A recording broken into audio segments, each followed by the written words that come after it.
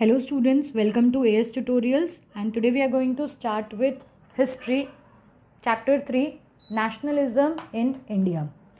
Okay so nationalism के बारे में हमने अपने प्रीवियस क्लासेस में भी पढ़ा है. हमने स्टडी किया है कि कैसे इंडिया ने अपने इंडिपेंडेंस के लिए फ़ाइट किया था. देन उसके बाद वी हैव स्टडीड के कैसे ब्रिटिशर्स इंडिया आए थे, उन्होंने इंडिया को कैसे कॉलोनाइज किया, अपने कंट्रोल में कैसे लिया. देन उसके बाद हमने देखा था कि कैसे ब्रिटिशर्स ने इंडिया को एक्सप्लॉइट किया and how did India fight back against that. ये सब चीज़ें हम लोगों ने अपने प्रीवियस क्लासेस में पढ़ी है. सो इन 10th स्टैंडर्ड बेसिकली हम लोग अपना जो ये इंडिया का जो फ्रीडम स्ट्रगल का जर्नी है, ये जर्नी कहाँ से स्टार्ट करने वाले हैं, from the year of 1920. Okay so we all know के इसके पहले फर्स्ट वर्ल्ड वॉर हुआ था. मीनिंग 1914 से 1919 तक 1918-19 तक there was first world war which took place. And उसके बाद सिचुएशंस जो है वो बहुत चेंज हुई थी. तो हम अपनी प्रीवियस क्लासेस में तो हमने स्टार्टिंग से पढ़ा है, बट यहाँ पर that is in 10th standard हम अपनी जर्नी जो स्टार्ट करने वाले हैं नेशनलिज्म की, इंडिपेंडेंस की, वो कहाँ से स्टार्ट होगी, फ्रॉम 1920. वी विल सी कि एक न्यू लीडर इस टाइम पर आया था, Gandhi ji, Mahatma Gandhi. He was the new leader जिन्होंने हमारे जो फ्रीडम स्ट्रगल का सिचुएशन जो था, हमारा फ्रीडम स्ट्रगल जो था, उसको एक न्यू डायरेक्शन दिया था. एंड उनकी जो पॉलिसीज़ थी, the policies of non violence, the policies of satyagraha, ये सब चीज़ों ने हमें अपने इंडिपेंडेंस गेन करने में बहुत हेल्प की है. ओके सो इंट्रोडक्शन में हमें nationalism in Europe and Indo China के बारे में दिया हुआ है. So we will be studying that in other chapters. यहाँ पर हम सिर्फ किसके बारे में पढ़ेंगे, about the nationalism in India. So let's start. The first world war, खिलाफत and non-cooperation. Okay, so basically हमारा चैप्टर कब से स्टार्ट होगा, after the end of the first world war. हम देखेंगे कि वॉर की वजह से हमारी कंट्री को क्या क्या प्रॉब्लम्स फेस करनी पड़ी एंड कैसे इन प्रॉब्लम्स कैसे ये प्रॉब्लम्स डीप हुई, कैसे गांधी जी ने एक न्यू डायरेक्शन दिया एंड कैसे हमने अपना इंडिपेंडेंस गेन किया. हम पढ़ेंगे कि in this chapter we will be studying के डिफरेंट लोग जो थे, मतलब वी कैन सी कि यहाँ पर लैंडलॉर्ड्स भी हैं, पीजेंट्स भी है, वुमेन्स भी है, backward category that is ST/SC OBC भी है. सो कैसे डिफरेंट लोगों के, बिजनेसमैन एंड सबके अलग अलग ओपिनियंस थे, कैसे उन लोगों ने फ्रीडम स्ट्रगल में पार्टिसिपेट किया, उनके रोल क्या थे, उनके ऊपर ये स्ट्रगल के ड्यूरेशन जो कुछ भी चीज़ें हो रही थी उनके ऊपर उन चीज़ों का क्या इम्पैक्ट पड़ा, वो सब हम इस चैप्टर में स्टडी करेंगे. So let's start with it. In the year after 1919, we see the national movement spreading to the new areas, incorporating new social groups and developing new modes of struggle. How do we understand these developments? What implication did they have? Okay, क्या बोला हुआ है यहाँ पे कि 1919 के बाद हमारा फ्रीडम स्ट्रगल जो था वो एक कंप्लीट न्यू डायरेक्शन में गया. नए सोशल ग्रुप्स ने उसमें पार्टिसिपेट किया, स्ट्रगल करने के नए तरीके हमने देखे. सो वी विल सी कि ये सब कैसे हुआ और उसके इम्प्लीकेशंस, दैट इज उसका इम्पैक्ट हमारे स्ट्रगल पर, हमारे इंडिपेंडेंस पर क्या हुआ. सो स्टार्ट करते हैं. सबसे पहले हम स्टार्ट ही करेंगे with the first world war. Okay, first of all, the war created a new economic and political situation. It led to huge increase in defense expenditure, which was financed by war loans and increasing taxes. Custom duties were raised and income tax introduced. सी क्या दिया हुआ है यहाँ पे कि firstly we will start के war की वजह से कंट्री के ऊपर क्या इम्पैक्ट पड़ा था. सो वॉर की वजह से कंट्री के इकोनॉमिक, दैट इज फाइनेंशियल चीज़ों के ऊपर, प्लस कंट्री का जो पॉलिटिकल सिचुएशन था, दोनों के ऊपर बहुत ग्रेट इम्पैक्ट पड़ा था. सबसे पहले we will study about the economic impacts. So क्योंकि डिफेंस का एक्सपेंडिचर बहुत ज़्यादा था, वॉर के लिए खर्चा बहुत ज़्यादा हुआ था एंड उस खर्चे को रिकवर करने के लिए ब्रिटिशर्स ने क्या किया था, उन्होंने टैक्सेस बढ़ा दिए थे. यू कैन सी यहाँ पे लिखा है इंक्रीजिंग टैक्सेस. उन्होंने कस्टम ड्यूटीज़ भी बढ़ाई थी, न्यू इनकम टैक्स इंट्रोड्यूस कर दिया था, so that they could gain more and more amount of money from our country. ये पहला प्रॉब्लम था वॉर का इकोनॉमिक इम्पैक्ट। क्या था इम्पैक्ट के मनी रिक्वायर्ड था ब्रिटिशर्स को अपने डिफेंस के लिए, अपने फाइट सोल्जर्स के लिए, एंड वो मनी एक्वायर करने के लिए ब्रिटिशर्स ने क्या किया था, टैक्सेस इंक्रीज कर दिए थे। Second, through the war years price increased doubling between 1913 and 1918 leading to extreme hardship for common people। so यहाँ पे क्या दिया हुआ है कि जब वॉर या ऐसी कोई इमरजेंसी सिचुएशंस होती है तो देर आर चांसेस कि प्रोडक्ट के प्राइजेस इंक्रीज होते हैं, एंड यहाँ पर भी यही सेम चीज़ें हुई 1913 से 18 के बीच में, that is just in the span of 5 years, खाली 5 ईयर के बीच में अराउंड एंड अराउंड प्रोडक्ट के प्राइजेस जो थे वो डबल हो चुके थे, एंड इसकी वजह से जो लोकल लोग थे उनको बहुत प्रॉब्लम फेस करनी पड़ रही थी। The common people were suffering a lot because of this. Village were called upon to supply soldiers and forced recruitment in rural areas caused widespread anger। अब नेक्स्ट चीज़ क्या हुई, देखो अब तक तो हमने क्या क्या देखा कि वॉर के एक्सपेंसेस के लिए टैक्सेस बढ़ा दिए।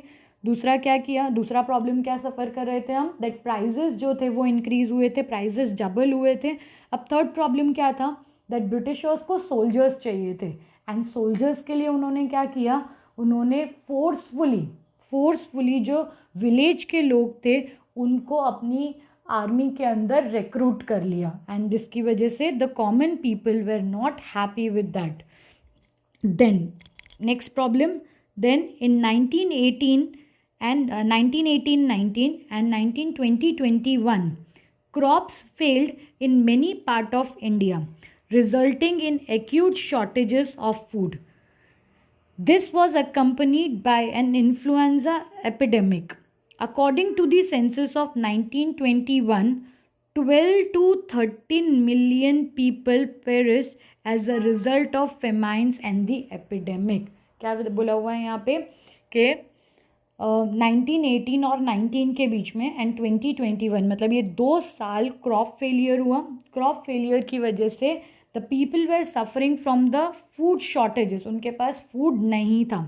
नाउ फूड शॉर्टेजेस की वजह से भूखमरी, दैट इज़ हंगर डेथ्स, फेमाइन्स हो रहे थे, एंड उसके साथ साथ में वी ऑल नो कि एशिया में 1920 में देर वॉज इन्फ्लुएंजा एपिडेमिक, एक और एपिडेमिक स्प्रेड हुआ था, एंड उस एपिडेमिक और फेमाइन की वजह से कंट्री में 12 to 13 मिलियन पीपल डाइड। किसकी वजह से, फेमाइन एंड एपिडेमिक की वजह से। सो क्या क्या प्रॉब्लम्स फेस करने पड़े हमें, पहला इंक्रीजिंग टैक्सेस बढ़ गए थे, देन उसके बाद सेकेंड वॉज कि प्राइजेस इंक्रीज हुए थे, डबल हो चुके थे, देन फोर्सफुल रिक्रूटमेंट, ज़बरदस्ती आर्मी के अंदर लोगों को लिया जा रहा था, then the crop failure was the another problem, then influenza epidemic was the another problem, and ये सब प्रॉब्लम्स की वजह से लोगों को, कॉमन पीपल को बहुत सफरिंग्स करनी पड़ रही थी, एंड सफरिंग्स के साथ साथ में many people loss their life also. 1921 के सेंसस के अकॉर्डिंग 12 to 13 मिलियन लोग जो थे वो मर चुके थे because of famine and epidemic. Now अब ये सब सिचुएशन चल रही है, वर्स्ट सिचुएशंस है, एंड वर्स्ट सिचुएशन मतलब जो भी सिचुएशंस होती है, प्रॉब्लमैटिक सिचुएशंस होती है, हम हमेशा क्या होप करते हैं कि ये सब सिचुएशंस इम्प्रूव होगी, करेक्ट। हम हमेशा क्या सोचते हैं कि जो भी प्रॉब्लम्स है ये प्रॉब्लम्स इम्प्रूव होंगे।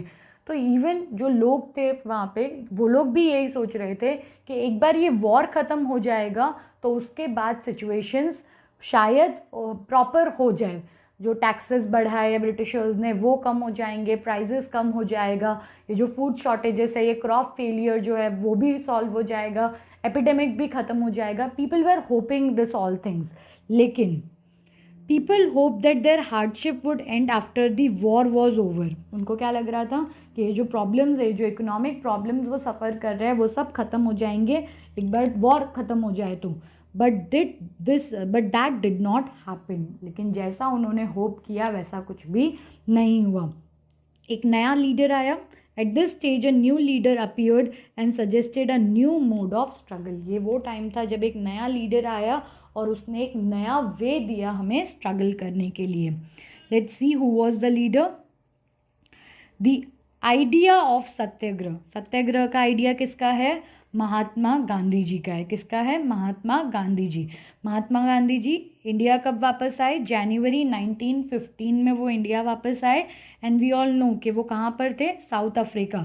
साउथ अफ्रीका में उन्होंने रेसिज्म के अगेंस्ट, दैट इज जो डिस्क्रिमिनेशन चल रहा था ब्लैक्स एंड वाइट्स के बीच में, उसके अगेंस्ट उन्होंने सत्याग्रह के थ्रू उन्होंने एक मेथड यूज़ किया था, सत्याग्रह, एंड उसके थ्रू उन्होंने वहाँ के रेसिज्म के अगेंस्ट फाइट किया था। एंड वो इसी आइडिया के साथ कहाँ पर आए थे? इंडिया में आए थे। कौन सा आइडिया? द आइडिया ऑफ सत्याग्रह। कौन से आइडिया के साथ वो इंडिया आए थे? The idea of Satyagraha. Now उनका मानना क्या था? सत्याग्रह में गांधी जी का मानना क्या था?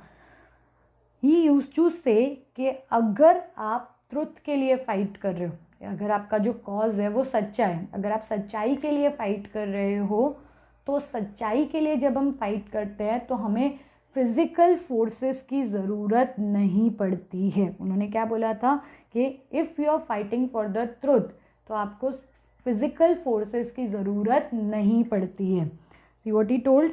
ही suggested that if cause was true, if the struggle was against injustice, अगर आप नाइंसाफ़ी, दैट इज इनजस्टिस के खिलाफ अगर आप लड़ रहे हो, तो फिजिकल फोर्सेस का रिक्वायरमेंट आपको नहीं है। That is there is no need for the physical forces. अगर आप सच्चाई के लिए फाइट कर रहे हो तो सिर्फ और सिर्फ सत्याग्रह, दैट इज सच के लिए अगर आप फाइट कर रहे हो, तो वायलेंस की आपको उसमें कोई ज़रूरत नहीं है। विदाउट वायलेंस भी आप फाइट कर सकते हो।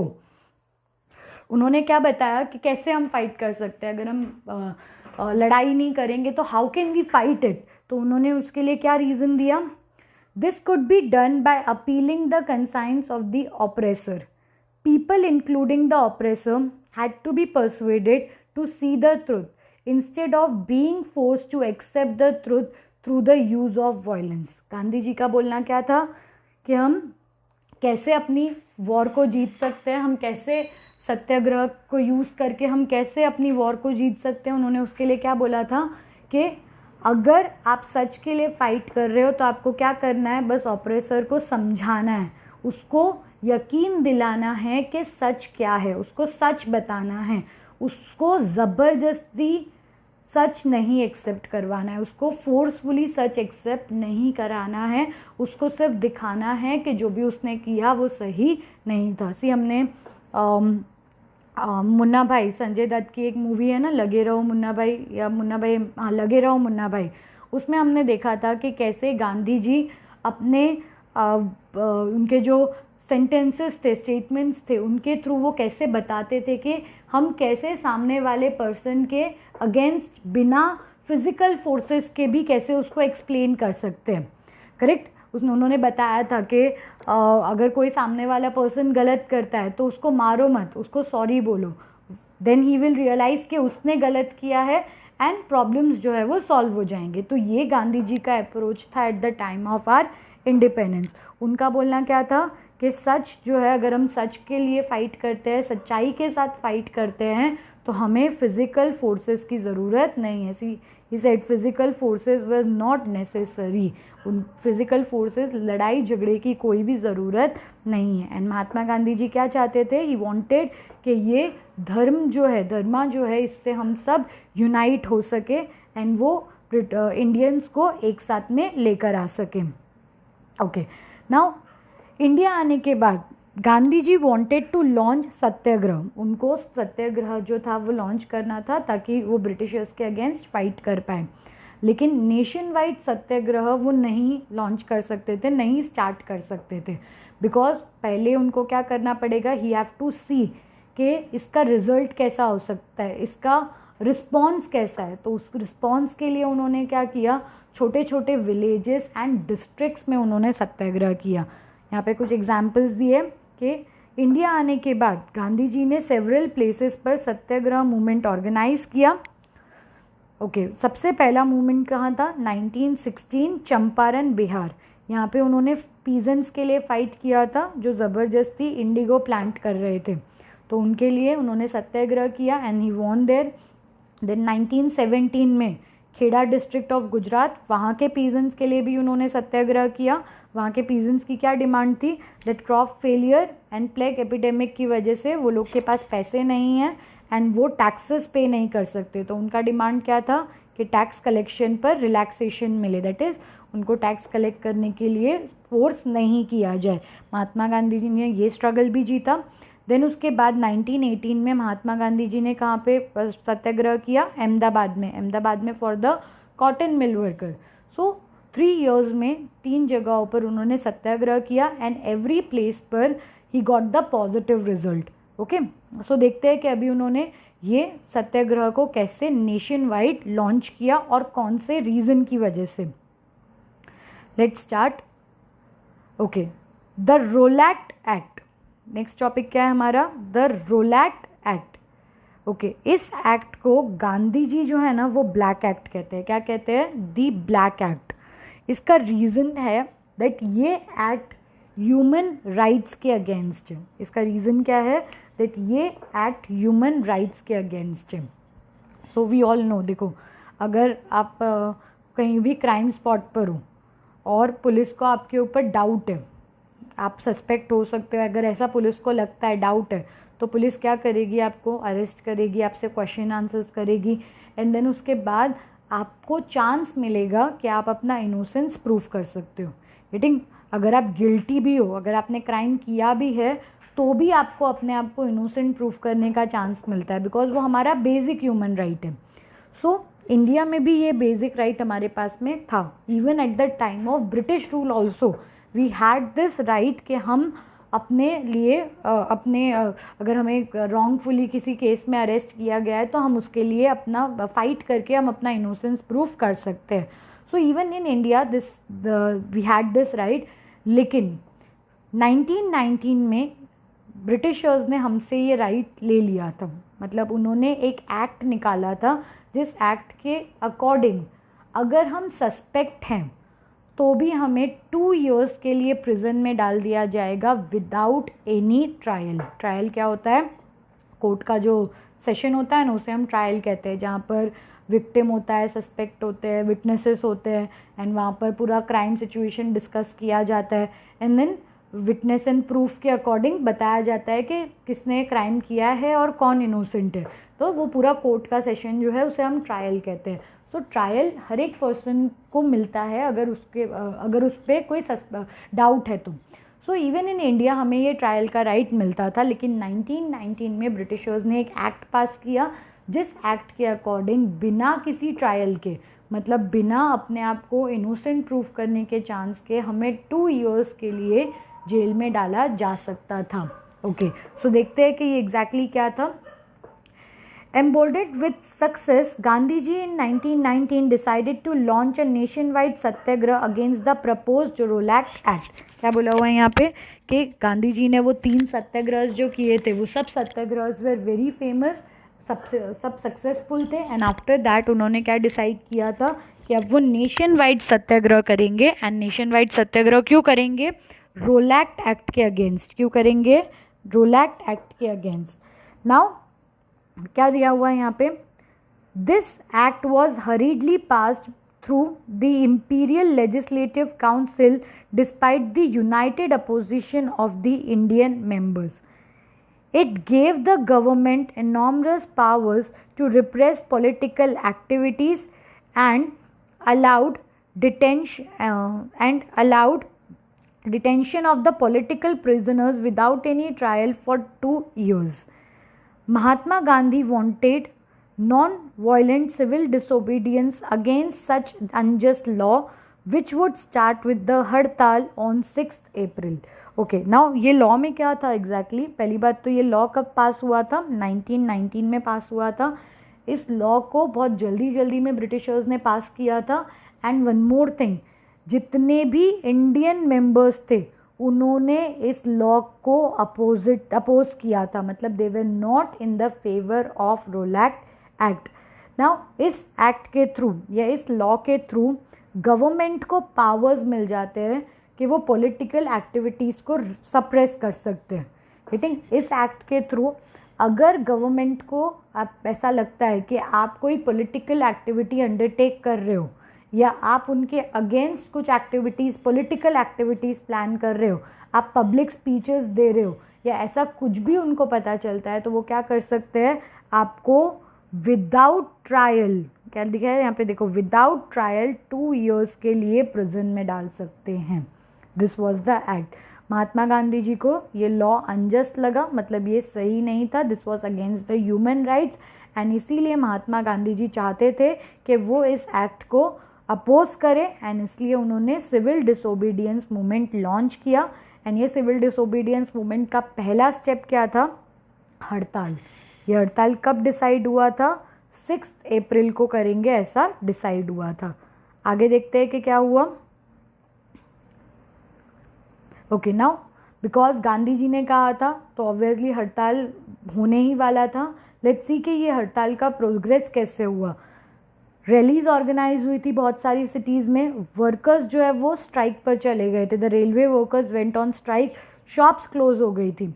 And due to that situation, अब ब्रिटिशर्स को क्या लग रहा था कि ये सब सिचुएशन अगर कंटिन्यू रहा तो कम्युनिकेशन, दैट इज़ रेलवेज और टेलीग्राफ जो है वो स्टॉप हो जाएगा, postage and telegraph railways stop हो जाएगा। एंड इसलिए ब्रिटिशर्स ने क्या डिसाइड किया, उन्होंने डिसाइड किया कि वो इस मूवमेंट को अब सप्रेस करेंगे, स्टॉप करेंगे, वो इस मूवमेंट को अब आगे बढ़ने नहीं देंगे। क्लियर, क्या बोला है यहाँ पे, 6 अप्रैल को ये सब स्टार्ट हुआ, रैली शुरू हुई, रेलवे वर्कर्स ने स्ट्राइक पर, रेलवे वर्कर्स जो थे वो स्ट्राइक पर चले गए, शॉप्स बंद हो गई। ये सिचुएशन देखकर नाउ ब्रिटिशर्स वेर अलार्म्ड के ये जो अपसर्ज है, दैट इज़ ये जो बढ़ती हुई सिचुएशन है, इसको कंट्रोल करने के लिए उन्होंने क्या किया, उन्होंने इस सिचुएशन को कंट्रोल करने का डिसाइड किया। अब वो कंट्रोल कैसे करेंगे, very first thing, local leaders को उन्होंने उठाकर सीधा कहाँ डाल दिया, जेल में। अमृतसर में जो लोकल लीडर्स थे उनको उठाकर कहाँ पर डाल दिया, जेल में डाल दिया। महात्मा गांधी जी को दिल्ली आने से रोक दिया, महात्मा गांधी जी को दिल्ली में आने के लिए मना कर दिया। वी ऑल नो कि दिल्ली हमेशा से एक बहुत इम्पॉर्टेंट सिटी रहा है ना, किसी का भी रूल हो, Delhi has always been an important city. So यहाँ पर महात्मा गांधी जी को ब्रिटिशर्स ने दिल्ली आने से मना कर दिया था। अब सिचुएशन क्या हुई, 6 से लेके 10 अप्रैल तक ये सब चीज़ें चल रही थी। ऑन 10 अप्रैल अमृतसर में एक पीसफुल प्रोसेशन चल रहा था। पीसफुल प्रोसेशन मतलब लोग आराम से शांति से बैठकर हड़ताल कर रहे थे, एंड वहाँ पे पुलिस ने फायर कर दिया। क्या किया पुलिस ने, अमृतसर की जो पुलिस थी उसने वो पीसफुल हड़ताल जो थी उस पर फायर कर दिया, जिसकी वजह से दोनों ही parties, that is police and जो कॉमन लोग थे उनके बीच में प्रॉब्लम्स, मतलब अटैक्स वगैरह ये सब चीज़ें बढ़ गई। अब ये सिचुएशन को देखते हुए ब्रिटिशर्स ने मार्शल लॉ इम्पोज कर दिया अमृतसर पर, एंड जनरल डायर को उसका हेड बना दिया। मार्शल लॉ मतलब वो सब किसके एरिया में चला गया, मिलिट्री के अंडर, एंड वहाँ पे सब एक्टिविटीज़ को ऑलमोस्ट स्टॉप कर दिया गया था, एंड वो एरिया को किसके हाथ में दे दिया था, जनरल डायर। लेट्स सी आगे क्या हुआ।